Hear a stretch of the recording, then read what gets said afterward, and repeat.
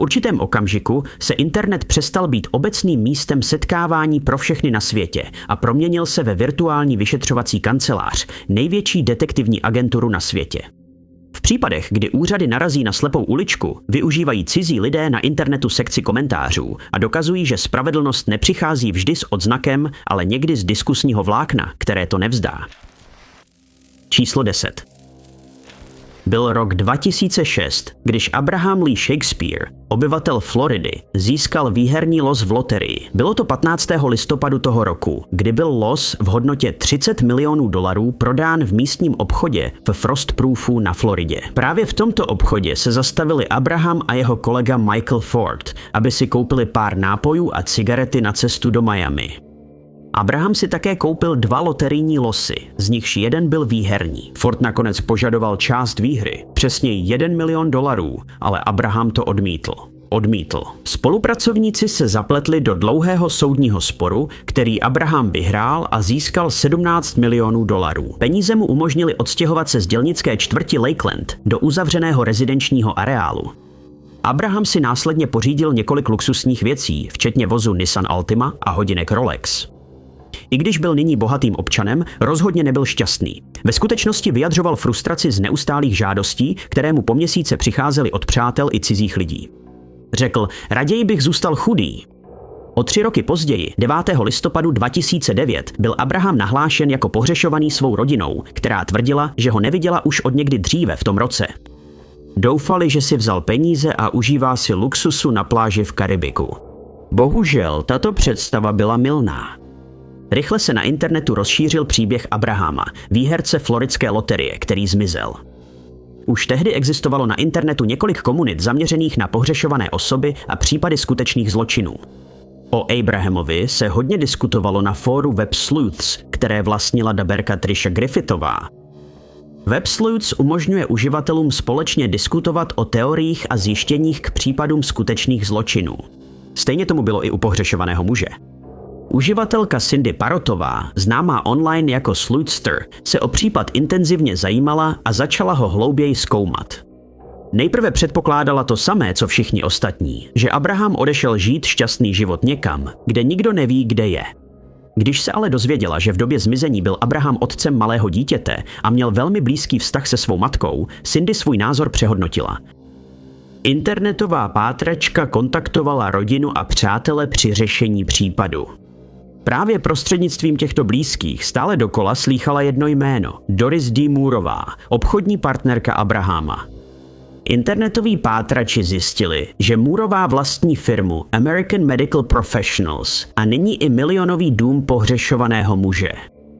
Moorová sdílela na sociálních sítích fotky svého luxusního života v Abrahamově domě, což upoutalo internetové detektivy. Neoficiální vyšetřovatelé zveřejnili své poznatky na Web Sleuths, kde Moorovou označili za podezřelou. Příspěvky rychle upoutaly pozornost bývalého detektiva z okresu Polk, Davida Clarka, a brzy ji policie začala vyšetřovat jako možnou podezřelou.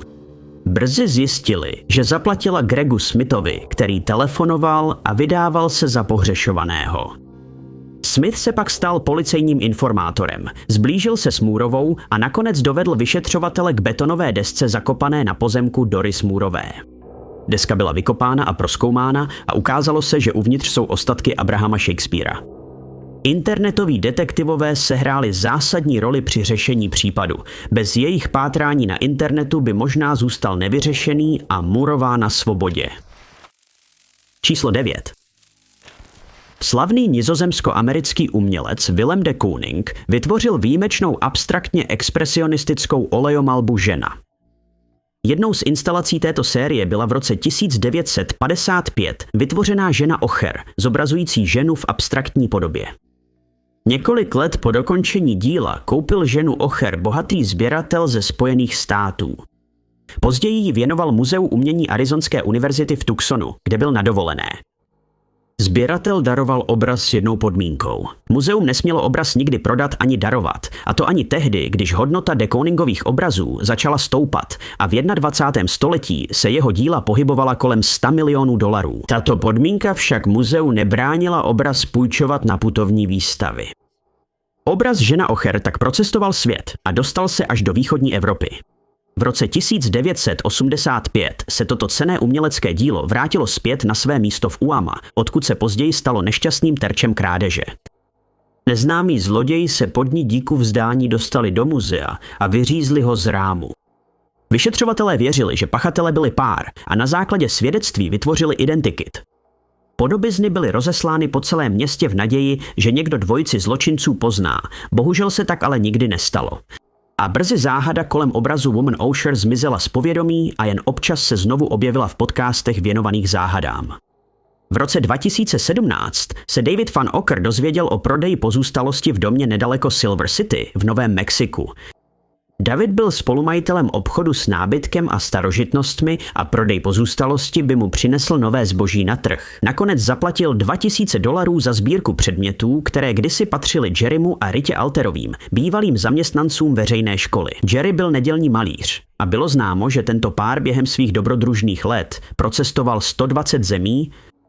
Mezi koupenými předměty byl i obraz, který kdysi visel nad dveřmi do jejich ložnice. David ho zařadil do obchodu a zákazníci se na něj hned ptali. Jeden zákazník za něj nabídl přes $200,000 a tvrdil, že jeho vysoká kvalita a autentický vzhled mohou znamenat, že má nějakou cenu. David a spolumajitelé se rozhodli dále prozkoumat. Na internetu zveřejnili obrázky obrazu a požádali o informace. Na základě stopy týkající se krádeže uměleckého díla před zhruba 30 lety se brzy obrátili na Google a našli článek o obrazu Woman Ocher, který také obsahoval obrázek ukradeného díla. Majitelé starožitnictví zjistili, že mají cenné mistrovské dílo a kontaktovali muzeum. David měl obraz odstranit ze svého obchodu a muzeum zajistilo jeho vyzvednutí. Brzy se potvrdilo, že jde o obraz Woman Ocher a zloději byli majitelé usedlosti Jerry a Rita Alterovi. Číslo 8. Na začátku 2000 let se na internetu a v chatovacích místnostech, kde se setkávali nic netušící a zranitelní uživatelé, objevilo několik přezdívek, které vedly ke stejné osobě.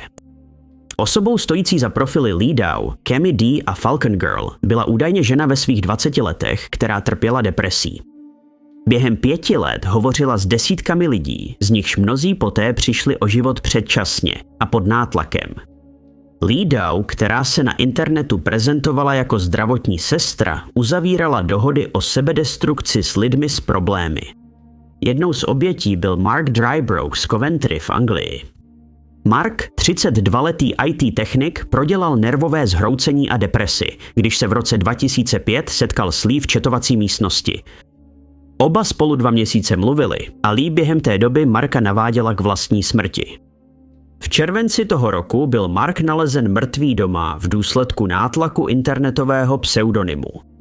Lee Dow se později spřátelil s mladší ženou Naďou Kajoji, která podle zpráv upadla do deprese poté, co odešla studovat na Carletonově univerzitě v Ottawě v Ontariu. V dubnu 2008 byly nalezeny její ostatky v řece Rideau a interní vyšetřování zjistilo, že Lee Dow ji donutil k sebedestruktivnímu činu prostřednictvím stejné dohody, jakou tento pseudonym uzavřel s Markem. Po léta se Lee Dow dostával do hledáčku, spojován se zesnulými osobami, které byly zřejmě dotlačeny k nepředstavitelnému. Úřady však byly bezradné při zjišťování totožnosti osoby za těmito profily. Mezitím byla Celia Bleyová, penzionovaná britská učitelka, pohlcena stejným úsilím. V listopadu 2006 žila v anglickém Wiltshire, když jí mladá přítelkyně řekla, že uzavřela pakt s mladou zdravotní sestrou. Bleyová se snažila zachránit svou přítelkyni tím, že vyšetřovala Lee Dow a varovala před ním na sociálních sítích a v chatech. Amatérská detektivka také později identifikovala další 2 profily patřící téže osobě, Cami D a Falcon Girl. Bleyová během vyšetřování narazila na dark web, kde pachatel zajišťoval smrt obětí před jejich webkamerami. Po několik dalších měsíců sbírala důkazy o těchto aktivitách z chatovacích místností od přeživších obětí a z informací na internetu. V roce 2008 Bleyová a její přítelkyně Cat Lowová zorganizovali past, aby Leeovou přistihli při činu a nahlásili ji úřadům. Tím, že vydávali se za 2 osoby s psychickými problémy, získali si důvěru Leeové v chatovacích místnostech. Během jejich komunikace se dozvěděli mnoho o této osobě, včetně její IP adresy a bydliště v Minnesotě. Informace byly předány příslušným úřadům a objevilo se jméno William Francis Milgard Dingle. Díky online aktivitě Blay a její kamarádky zahájila policie v St. Paulu a minnesotská jednotka pro internetovou kriminalitu proti dětem případ proti Lee Daovi, který byl ve skutečnosti ženatý muž středního věku a bývalý zdravotní bratr. Následné vyšetřování odhalilo, že Milgard Dingle nutil zranitelné lidi k sebedestrukci. S pomocí IP adresy a bydliště, které získali amatérští internetoví detektivové, byl pachatel rychle vypátrán, zatčen a odsouzen za 2 případy, i když se věří, že je zodpovědný nejméně za 5 úmrtí, k nimž dopomohl. Číslo 7. V září 2008 jel dospívající chlapec na kole v pulzujícím hlavním městě severního Nizozemska, univerzitním městě známém jako Groningen. Z ničeho nic byl ten dospívající náhle zastaven a 2 cizí lidé ho stáhli z kola. Neznámí muži ho okradli, vzali mu z kapes 165 € a také jeho mobilní telefon. Protože v okolí nebyly žádné bezpečnostní kamery ani svědci z řad obyvatel, chlapec zůstal bez kola, peněz i telefonu. Incident nahlásil nizozemské policii, ta však bez důkazů či svědků nezasáhla. Kolo zůstalo několik měsíců ztracené a muži, kteří ho vzali, nebyli známi. Během těchto měsíců zdrcený chlapec nepřestal hledat stopy, které by mu pomohly vyřešit vlastní případ. V březnu následujícího roku k jeho velkému překvapení aktualizoval Google Maps Street View záběry, které odpovídaly datu a času krádeže. V březnu 2009 oběť znovu zavolala na policejní oddělení, tentokrát s důkazy o zločinu. Google Maps Street View zachytil okamžik, kdy se událost stala. Na snímku byl on a 2 muži, o kterých se předpokládalo, že jsou jeho útočníci. Fotografie pořídila speciální kamera na autě těsně před spácháním zločinu. Problém byl, že kvůli ochraně soukromí byly obličeje rozmazané. Státní zástupci poslali Google oficiální žádost o původní fotografie. Společnost souhlasila, protože vyšetřovatelé tvrdili, že to pomůže objasnit trestný čin. Detektivové z oddělení pro vyšetřování loupeží by obrázky analyzovali a pachatele hned poznali. Muži byli 24letí nizozemští bratři dvojčata, kteří byli následně vypátráni, zatčeni a odsouzeni za přepadení oběti. Jejich totožnost nebyla nikdy veřejně potvrzena, i když byl zveřejněn rozmazaný snímek z Google. Číslo 6. Michelle Marie Martinko se narodila v Cedar Rapids, Iowa, jako mladší ze 2 dcer. Chodila na Kennedyho střední školu v Cedar Rapids, kde si jí vedení školy velmi vážili. Michelle byla nadprůměrná studentka a talentovaná členka mažoretkového souboru. Vystupovala i v divadle a pěveckých sborech. Ve škole měla málo přátel, což mnozí dávali za vinu žárlivosti na její krásu. Mladá žena plánovala studium na Iovské státní univerzitě a zajímala se o interiérový design. 18letá dívka se bohužel stala obětí ohavného zločinu dříve, než si mohla splnit svůj sen. Michelle byla ve 4. ročníku střední školy, když se stala terčem. Byla noc 19. prosince 1979, když se Michelle zúčastnila banketu v hotelu Sheraton Inn. Po banketu pozvala Michelle spolučlenku mažoretkového souboru na nákupy do Westdale Mall, kde tehdy pracovala. Ale poté, co od ní její rodina po tomto výletu dlouho neměla žádné zprávy, začali mít obavy. Mysleli si, že je ještě v obchodním centru a šli ji hledat. Na parkovišti obchodního centra byl opravdu nalezen Buick Electra rodiny Martingo. Další vyšetřování na místě odhalilo bezvládné tělo Michelle, která byla zhroucená na sedadle spolujezdce s 29 ranami na obličeji, krku a hrudi a obranými ranami na rukou a pažích. Případ měl slabé důkazy a všichni prověřovaní podezřelí byli brzy vyloučeni. Ani po zveřejnění identikitu potenciálního podezřelého se neobjevily žádné stopy. 2 svědci pod hypnózou popsali útočníka jako bělocha ve věku na konci dospívání nebo na začátku 20 let. Byl vysoký asi 180 cm, měl hnědé oči a kudrnaté hnědé vlasy. Policie za rok vyslechla několik lidí, ale žádná stopa nevedla k pachateli. Případ pak uvízl na mrtvém bodě. Případ se posouvá o 27 let do roku 2006, kdy vyšetřovatel odložených případů z policejního oddělení v Cedar Rapids znovu prozkoumal nevyřešený případ a objevil dosud přehlédnutý prvek. Spis obsahoval pravděpodobně tělní tekutinu útočníka z doby, kdy se Michelle bránila. Policie ze vzorku vytvořila částečný DNA profil a vložila jej do online kombinovaného systému DNA indexů.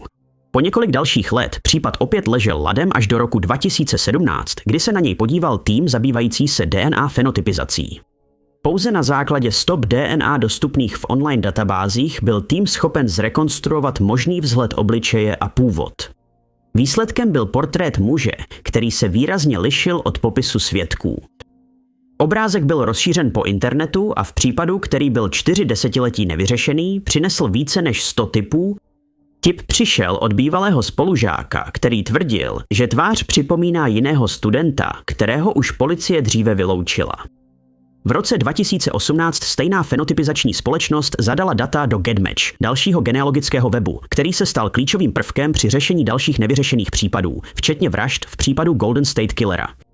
GetMatch vrátil jeden výsledek. Osobu, která sdílela markery s podezřelým. Šoda byla s druhým bratrancem o 1 pokolení vzdáleným.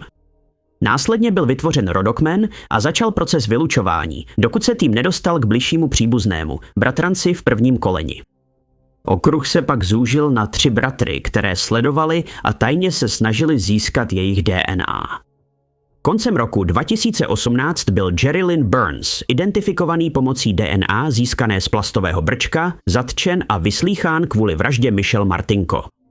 Téhož roku byl obviněn z vraždy 1. stupně a v roce 2020 byl odsouzen na doživotí bez možnosti podmínečného propuštění. Číslo 5.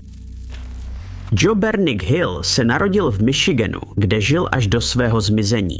Rodák z Detroitu byl bojovník. Konkrétně studoval taekwondo a získal druhý dan černého pásu v Tiger Chong Dojo, ale co je důležitější, Joe byl oddaný otec. Dne 1. září 1981 se život rodiny Hillových náhle zastavil, když 29letý Joe nevysvětlitelně zmizel a zanechal za sebou truchlící rodinu. Michiganská policie ihned zahájila vyšetřování a brzy našla Pontiac Firebird, pohřešovaného muže z roku 1979. Vozidlo bylo nalezeno 7 dní poté, co bylo nahlášeno zmizení, ale údajně bylo opuštěno v automyčce na Greyshot Avenue už o několik dní dříve, kde zůstalo nedotčené. Joe nebyl k nalezení a nenašly se žádné důkazy ani stopy, které by vyšetřovatele k němu dovedly. V době, kdy probíhalo pátrání po pohřešované osobě, byla 4. září téhož roku detroitská policie přivolána k děsivé scéně na skládce na východě města. A zde byla jejich pozornost upřena na trup neznámého muže. Pozůstatky byly bez identifikačních znaků a zařazeny mezi nevyřešené případy.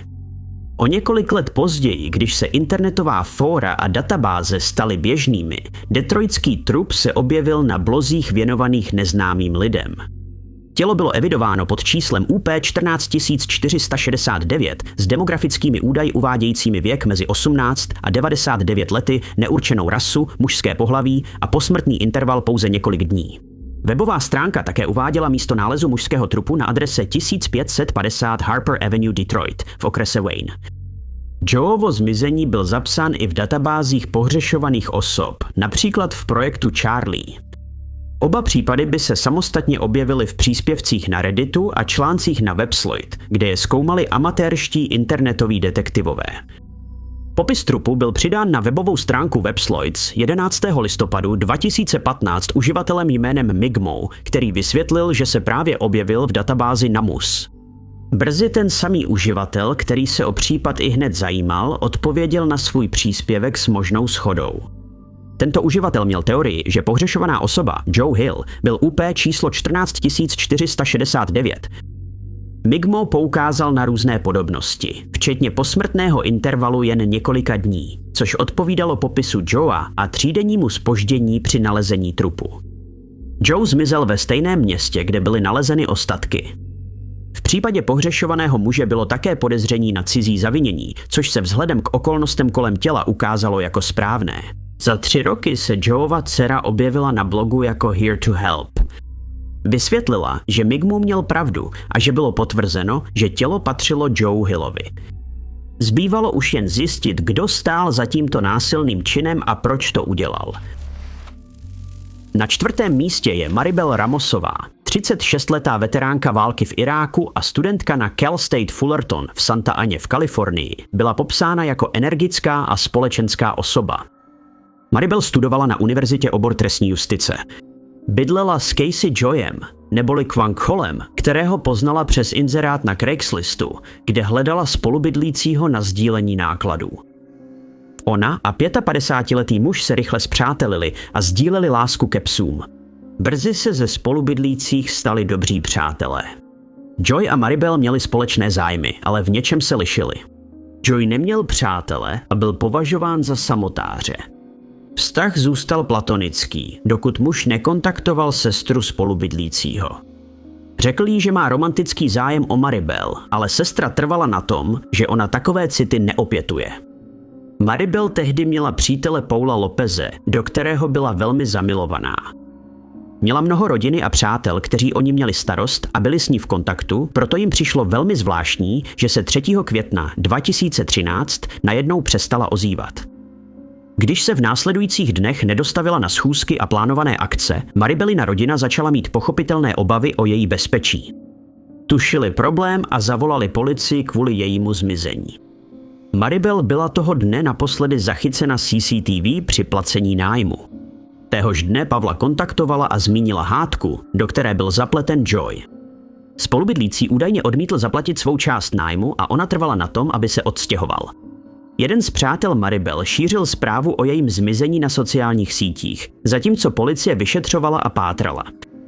Případ se objevil i na Yelpu, kde vzniklo diskusní vlákno s teoriemi o pohřešované ženě. Jeden z komentujících si všiml chování spolubydlícího ohledně nájmu a přemýšlel, zda v tom nebyl zapojen. Joy, který sledoval vlákno, se bránil. Tvrdil, že byli nejlepší přátelé a policie už jejich byt prohledala. Joyova reakce na obvinění byla rozumná a vše se zdálo v pořádku, dokud si jeden z komentujících nevšiml, že při popisu zmizení přítele používá minulý čas. Vyšetřovatelé se pak na Joye více zaměřili a sledovali i jeho digitální aktivity, včetně toho, jak používal internet v knihovně. Právě toto podivné používání minulého času a jeho podezřelé vyhledávání z něj udělali středobod vyšetřování. Joy vyhledával na internetu znepokojivé věci, například za jak dlouho se rozloží tělo. Ani to nestačilo k zatčení, proto dál sledovali jeho pohyb v reálném čase. Touto metodou sledovali, jak Joy prohledává satelitní snímky oblasti kaňonu Mojezcu. Přiblížil konkrétní opuštěnou oblast, kterou by málo kdo kdy prošel. Úřady se rychle vydali na toto přesné místo, kde našli pozůstatky, které už byly ve značně pokročilém stádiu rozkladu. Podle zubních záznamů bylo potvrzeno, že tělo patřilo Maribel. Joy byla zatčena a odsouzena za vraždu 2. stupně.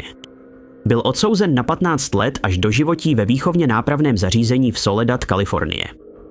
Jeho žádosti o nové projednání byly zamítnuty, ačkoliv vyšetřovatelé nemají DNA důkazy, že zabil spolubydlícího. Číslo 3. Reddit je domovem jednoho z nejoddanějších vláken pro řešení zločinů online. Reddit Bureau of Investigation, RBI, je vlákno, kde uživatelé zveřejňují skutečné kriminální příběhy, od krádeží po vraždy, s nadějí, že jim někdo v komentářích pomůže je objasnit. Ačkoliv tento konkrétní subreddit vyvolal určitou kontroverzi poté, co v roce 2013 neprávem obvinil studenta z útoku v Bostonu, v jiných případech také určitým způsobem pomohl, často v méně závažných případech. Jedním z takových případů, které RBI vyřešilo, byla krádež drahého notebooku. V roce 2015 se uživatel Redditu s přezdívkou Nipe 1989 obrátil na tento subreddit a požádal komunitu o pomoc. Vysvětlil, že z jejich firmy v Etna byl odcizen velmi drahý notebook. Údajně do budovy vešel neznámý člověk a odnesl si tento nenahraditelný předmět. Podařilo se jim získat záběry z bezpečnostní kamery, na kterých je vidět, jak dotyčný utíká v autě, ale na snímcích nebyla vidět registrační značka. Autor požádal komunitu o úpravu obrázku a odhalení registrační značky kvůli dopadení pachatele. Jeden z komentujících, který příspěvek viděl, však přišel s ještě lepším nápadem. Viděl jste to v Etna, okomentoval vlákno a vysvětlil, že když projížděl Etnou, viděl stejné vozidlo zaparkované u kraje silnice. Uživatel se označil za tichého pozorovatele a vozidlo považoval za divné. Zastavil u silnice a objel blok, aby vyfotil vozidlo. Viděl to v Etně a nahrál jasný obrázek s poznávací značkou do vlákna. Match Nipe 1989 rychle odpověděl a zvolal, že to bylo to správné auto. Všechno od chybějící rezervy až po rozbité zadní okno odpovídalo. Informace byla následně předána vyšetřujícím policistům a shodou okolností uživatel, který zveřejnil žádost o pomoc, byl ten den také v Etně, ale na vozidlo nenarazil. Byl vděčný muži, který vyfotil podle něj divné vozidlo. Tento scénář byl jedním z mála, kdy se subreddit Reddit Bureau of Investigation opravdu hodil. Policie mohla vypátrat pachatele a možná získat zpět ukradený drahý notebook díky jednomu muži na druhé straně klávesnice. Číslo 2. V únoru 2021 bylo před bytem v Comptonu v Kalifornii objeveno bezvládné tělo 19-leté Daisy DeLao. Stala se obětí smrtelného útoku ostrou čepelí. O měsíc později ukončila vztah se svým přítelem Victorem Sosou, který její rodina popsala jako násilnický. Přátelé a rodina zaznamenali znepokojivé prvky vztahu a popsali Sosovo panovačné chování a výbuchy. Navzdory těmto varovným signálům se Daisy snažila jít dál se svým životem, hledala podporu u svých blízkých a soustředila se na svou budoucnost. Sosa údajně kontaktoval Daisy a pozval ji do bytu její rodiny v Comptonu, kde došlo k osudovému setkání, které jí stálo život. Po příchodu na místo ji Sosa napadl, zabalil do koberce a tělo nechal před komplexem, kde ležela čepel s červenými skvrnami. Brutalita zločinu šokovala vyšetřovatele, kteří ihned začali sestavovat časovou osu událostí vedoucích ke smrti Daisy. Bylo jasné, že tento násilný útok spáchal Sosa. Výpovědi svědků a fyzické důkazy ponechaly jen malý prostor pro pochybnosti o jeho vině. Záhadou bylo, kam se útočník potom poděl. Než Daisyno tělo našly úřady, Sosa uprchl a zmizel v anonymitě, čímž zanechal jak policii, tak Daisyny blízké s nezodpovězenými otázkami. Pátrání po Sosovi trvalo týdny, úřady prověřovaly každou možnou stopu, ale on zůstal ukrytý. Daisyny přátelé a rodina se však nehodlali tak snadno vzdát a rychle se obrátili na sociální sítě, kde pod hashtagem Justice for Daisy sdíleli fotografie, videa a popisy Victora Sosy a žádali komunitu o pomoc s jeho nalezením. Jednou z použitých platform byl TikTok, který později pomohl dopadnout pachatele. Někdo, kdo viděl videa na TikToku, podezřelého poznal a zjistil, že je to ten samý člověk pracující v Papas and Beer, baru a nočním klubu v Rosaritu, který funguje jako podnik pro turisty. Tento typ byl neocenitelný. Díky tomuto komentáři vyšetřovatelé Sosu našli v Rosaritu, kde si bezstarostně užíval života. Sosa se snažil zapadnout mezi turisty a působil zcela klidně navzdory svému zločinu. Navzdory snaze uniknout mu stále širší šíření jeho fotografie stěžovalo zůstat nepovšimnutý. Klíčová byla spolupráce online komunity s úřady při jeho dopadení a postavení před spravedlnost. Dne 2. července, několik měsíců po vraždě, byl útočník zatčen a převezen zpět do Los Angeles, kde bude čelit obvinění z vraždy. Tvrdil, že je nevinen, ale záznam z bezpečnostní kamery umožnil soudu ho odsoudit za vraždu 1. stupně. Číslo 1. Dne 17. května 1968 se muž jménem Wilbur Riddle pohyboval po americké silnici číslo 25 poblíž města Georgetown v Kentucky. Právě hledal skleněné izolátory, když narazil na těžkou zelenou plachtu z plátna, která byla svinutá u krajnice. Poté, co rozvinul materiál podobný stanu, objevil uvnitř tělo a okamžitě informoval policii. Zesnulá byla žena ve věku mezi 16 a 19 lety. Koroneři uvedli, že měřila 155 cm a vážila 50 až 52 kg a byla popsána jako žena s načervenalými hnědými vlasy. Kromě toho neexistovaly žádné další znaky, které by úřadům umožnily ji tehdy správně identifikovat, a proto byla následně vedena jako neznámá žena. Případ zůstal léta otevřený a nevyřešený. Tělo bylo nakonec pohřbeno na hřbitově v Georgetownu pod náhrobkem s údaji o neznámé ženě. Případ upadl v zapomnění, dokud se ho neujal první amatérský internetový detektiv Todd Matthews. Po svatbě s dcerou muže, jenž našel tělo neznámé ženy, se Todd Matthews do případu silně zapojil. Kolem roku 1998 zažíval internet rozmach veřejných databází a dobrovolnických webů věnovaných pohřešovaným a neidentifikovaným osobám. Matthews pečlivě studoval různé zprávy a vytvořil vlastní web, aby na případ upozornil více lidí. Toho roku Matthews při rutinní kontrole fóra pohřešovaných osob narazil na případ z Lexingtonu v Kentucky, 15 mil od Georgetownu. Popis zveřejnila rodina Hackmanových, která popsala zmizení mladé vdané příbuzné, jež zmizela koncem roku 1967. Pohřešovaná žena Barbara Ann Hackman Taylorová žila v době svého zmizení v Lexingtonu se svým manželem a malou dcerou.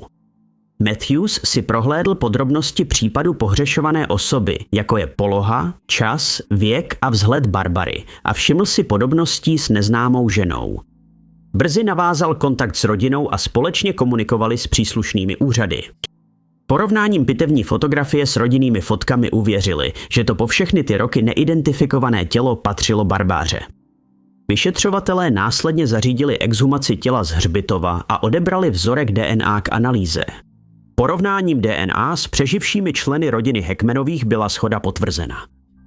Neznámou ženou byla Barbara Ann Hackman Taylorová, manželka George Earla Taylora, hlavního podezřelého z údajné vraždy. Když však na tyto skutečnosti přišli, George už byl po smrti. Barbara byla znovu pohřbena na hřbitově v Georgetownu a pod původní náhrobek byl umístěn další kámen s jejím jménem, datem narození a nápisem Milující matka, babička a sestra. Moc vám děkuji za sledování. Pokud se vám toto video líbilo, nezapomeňte kliknout na tlačítko, to se mi líbí. Také nezapomeňte odebírat a kliknout na zvoneček, abyste byli informováni o všech našich budoucích videích. Jmenuji se Top 5 Unknowns a uvidíme se u dalšího videa.